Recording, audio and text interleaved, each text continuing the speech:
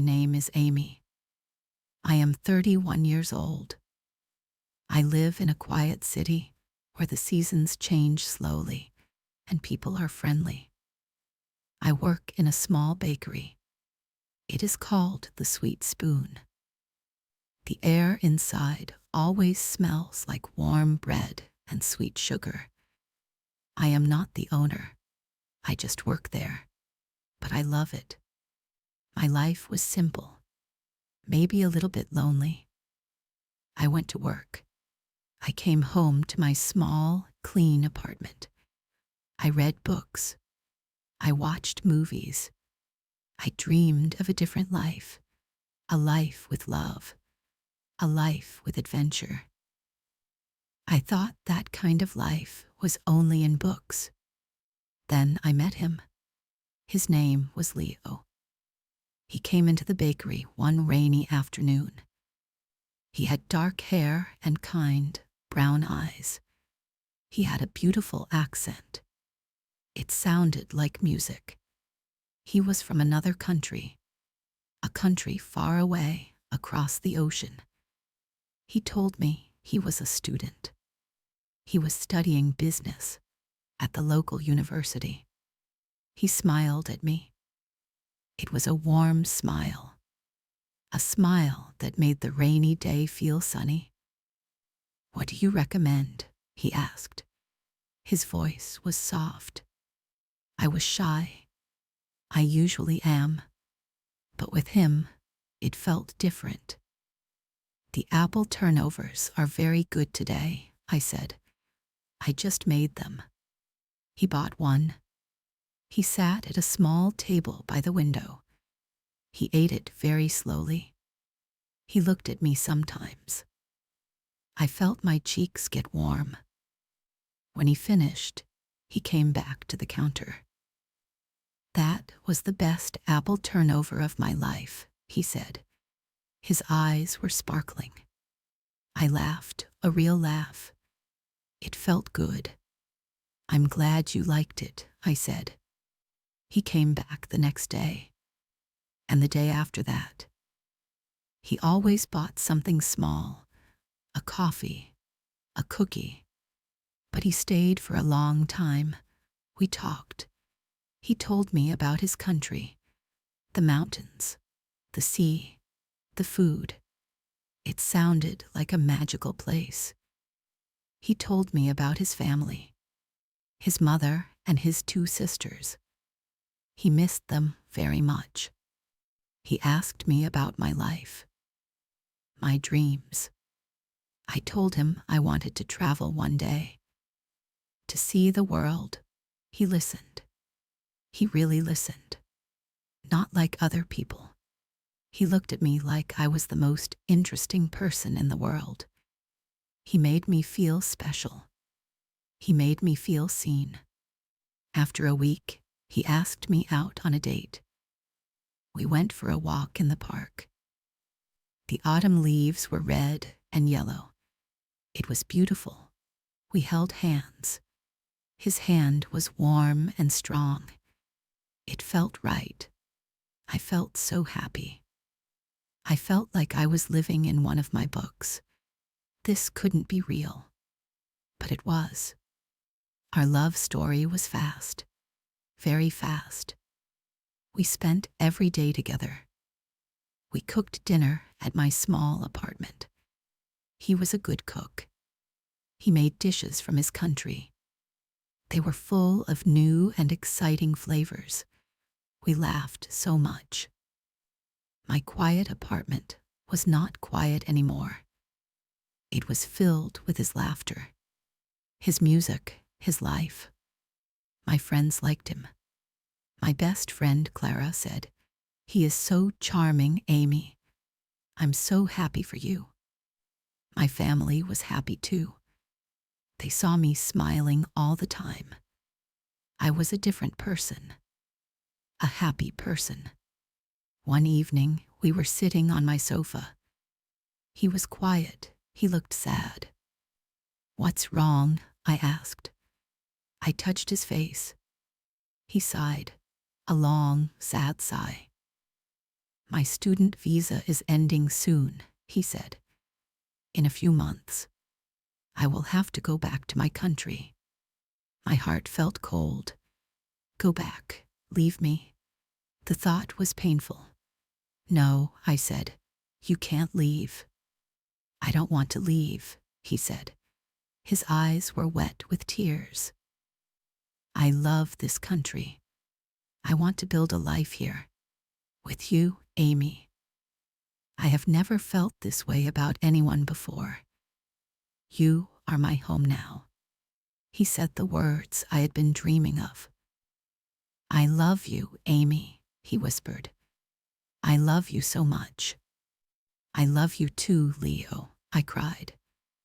We held each other tightly. The problem of his visa was always there.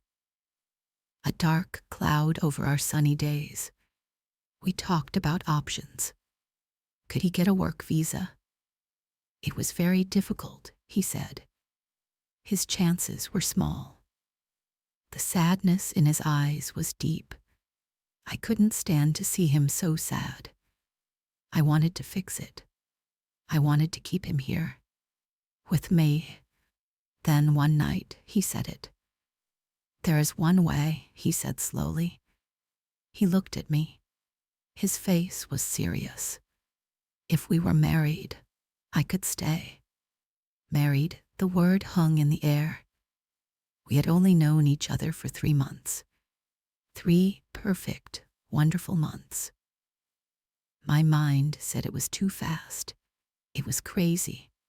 But my heart screamed yes. I loved him. I couldn't imagine my life without him now. My quiet, lonely life. He was my adventure. He was my love story. Will you marry me, Amy? He asked. He took my hand. I know it's fast, but my love for you is real. I want to spend the rest of my life with you. Please, say yes. And I did. I said yes. I believed him. I believed in us. I believed in the love in his eyes. I thought I was the luckiest woman in the world. We got married at the city courthouse. It was a small ceremony, just me, him, and Clara as our witness. I wore a simple white dress. He wore a nice suit. We said the words. I looked into his eyes.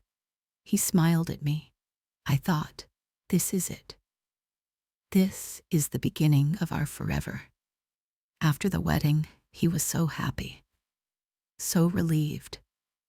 Thank you, Amy, he said, kissing me. You saved me.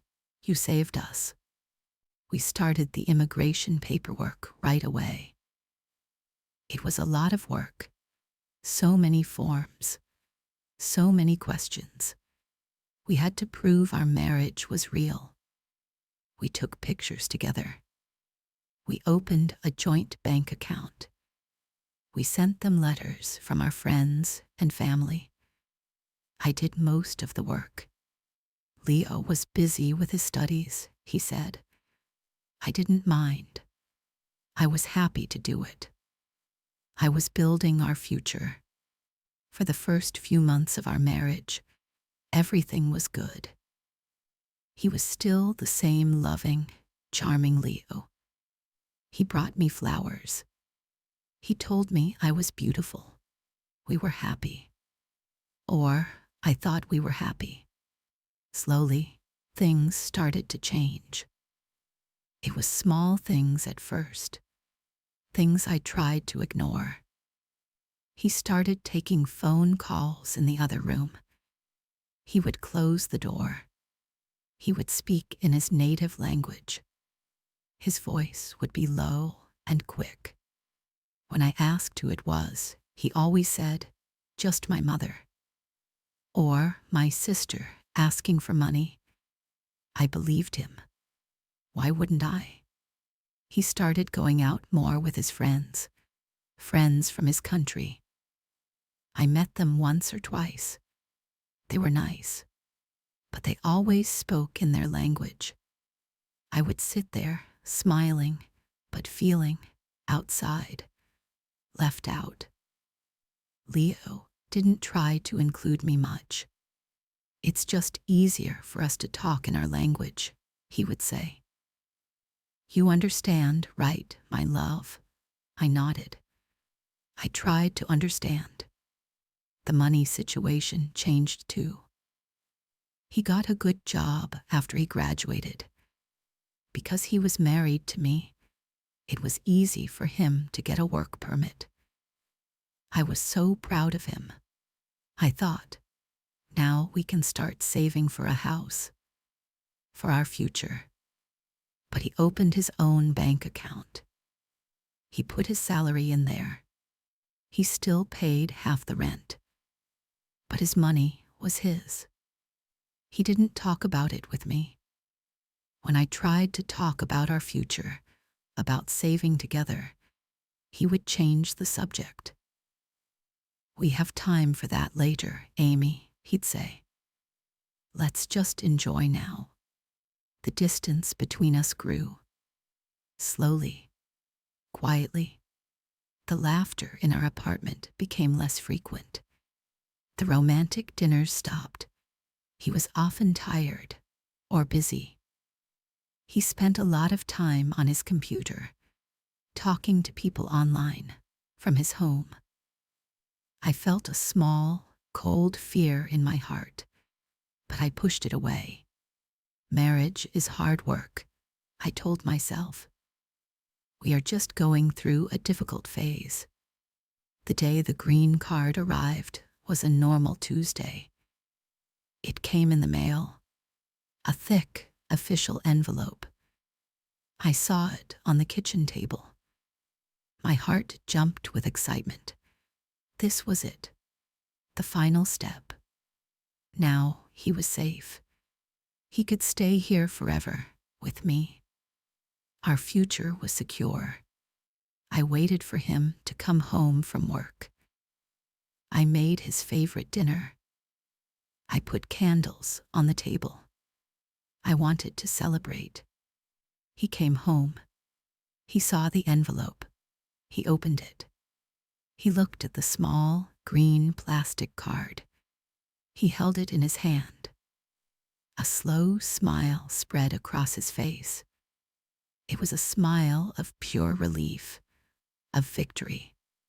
You got it, I said, hugging him. I'm so happy for you, for us.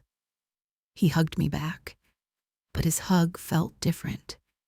It was quick, distant. Yes, he said, finally, it's done. He didn't look at me. He just stared at the card. He put it carefully in his wallet. He sat down and ate dinner. He didn't notice the candles. He didn't say anything about the special meal. He just talked about his day at work. That night, something inside me broke. The change was no longer small. It was huge. It was like a light switch had been turned off. The loving, attentive Leo was gone, completely. In his place was a stranger. A polite, cold roommate. The compliments stopped.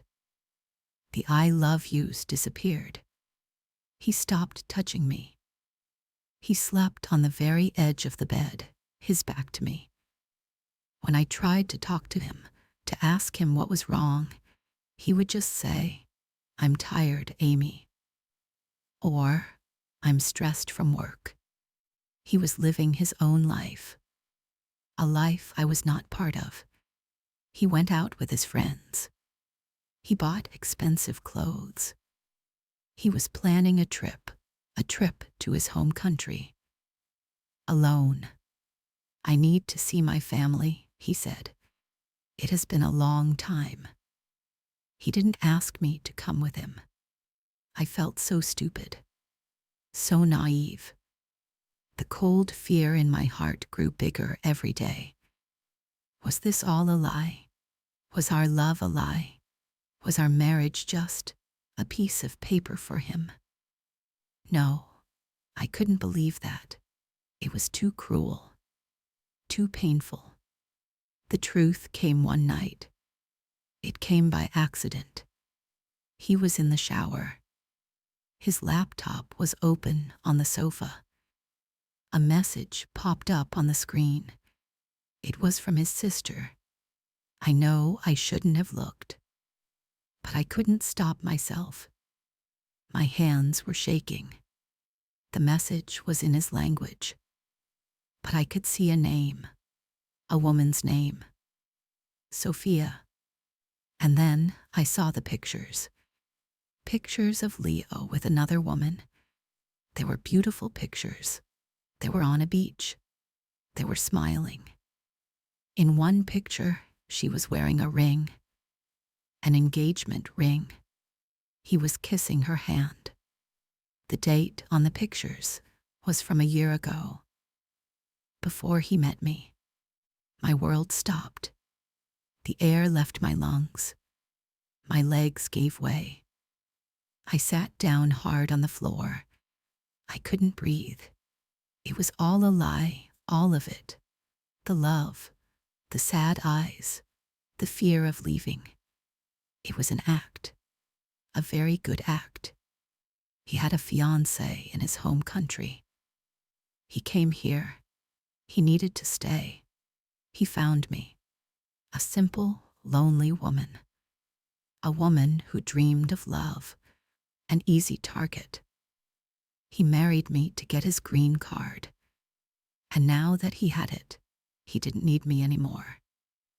He was going back to his real life, to his real love.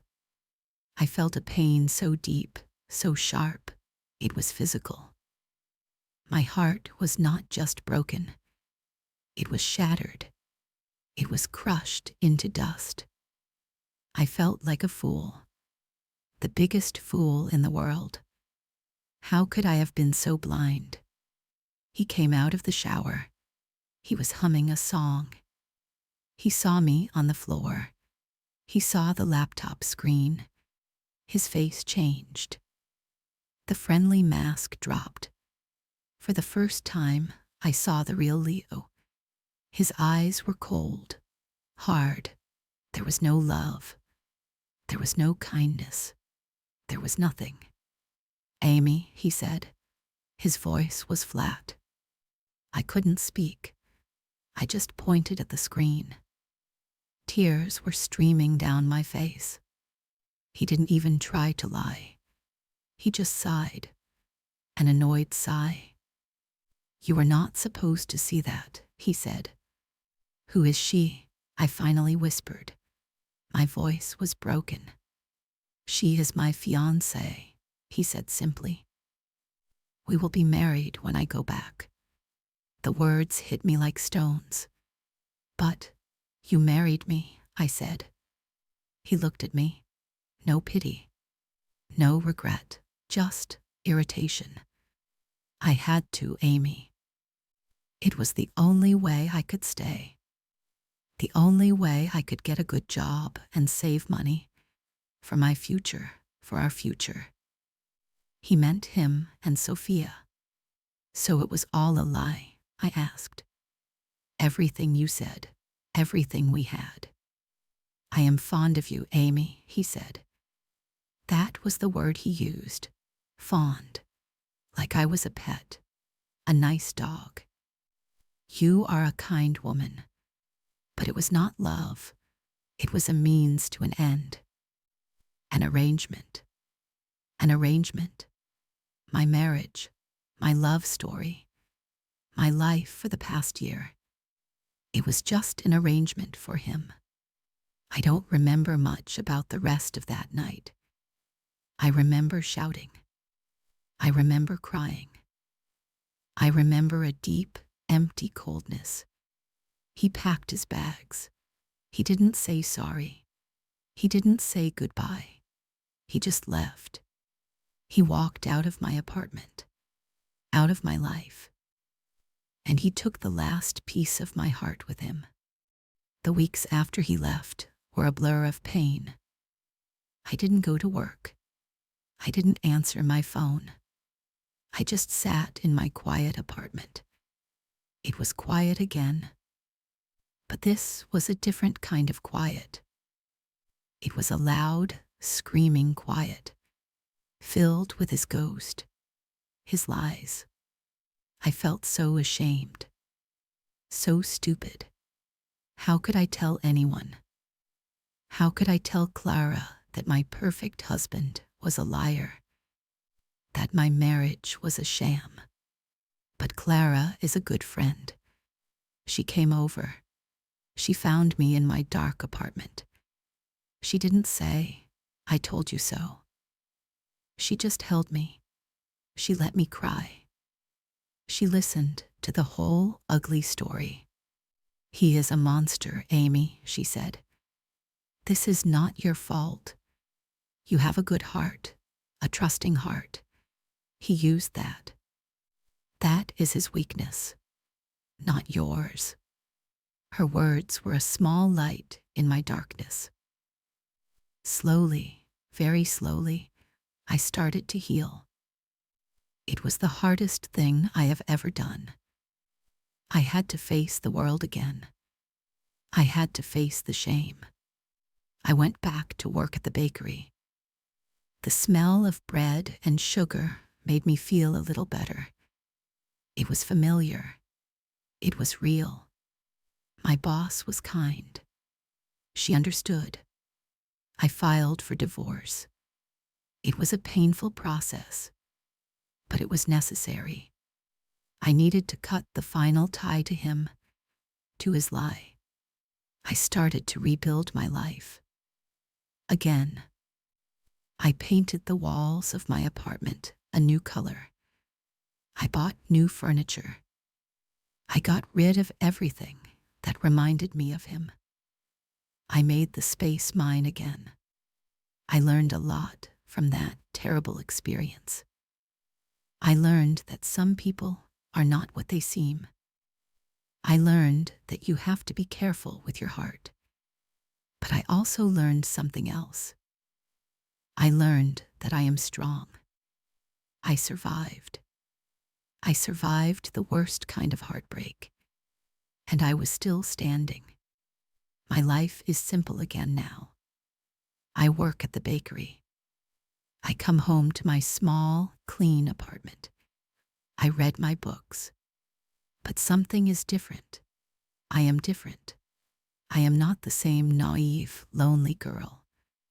I am a woman who has been hurt, but who has healed. My heart still has scars, but it is not broken anymore. It is stronger. I don't know if I will ever fall in love again. Maybe, maybe not. But I know that I don't need a man to have an adventure. My life is my adventure. I am learning to love myself, to trust myself again. If you are listening to this, and maybe someone has broken your trust or your heart, please know that you are not alone. The pain feels like it will last forever, but it won't. It is okay to cry. It is okay to feel angry. It is okay to feel foolish. But please, don't let it destroy you. You are not what happened to you. You are what you choose to become after. You can heal. You can rebuild. You are so much stronger than you think. Keep going. You can do this too.